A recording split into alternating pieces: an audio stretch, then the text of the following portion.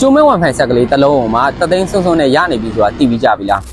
ဟုတ်ပါတယ်ကျွန်တော်အခုလက်ထဲမှာကင်ထားတဲ့ကျိုးမဲဝါလဲဝမ်ဖိုင်ဆက်ကလေးရဆိုရင်လူကြီးမင်းတို့အိမ်မှာကျိုးဝမ်ဖိုင်တွေလိုင်းကျနေတဲ့အခါမျိုးမှာဆိုရင်မိသားစုတစုကောင်းကောင်းသုံးလို့ရပြီးတော့လူကြီးမင်းတို့အပြင်ကြီးပါတည်သုံးမယ်ဆိုရင်လည်းအိတ်ကတ်ထဲကိုပေါ့ပေါ့ပပထည့်ပြီးတော့တည်သုံးလို့ရမယ်အလုပ်ပဲသုံးမလားတငယ်ချင်းတွေနဲ့အပြင်ကြီးပါပဲတည်သုံးမလားဘယ်နေရာဘယ်တည်တောင်းအောင်မဆို location အန်လောနဲ့တည်သုံးလို့ရပြီးတော့အမြန်နှုန်းကကြတော့လဲသုံးရမယ်ဖုန်းလုံးရဲ့အနေနဲ့စိတ်လုံးထိကောင်းကောင်းချိတ်သုံးလို့ရတာဖြစ်တယ်စက်တီတန့်ဈေးနှုန်းလေးရကြတော့လဲ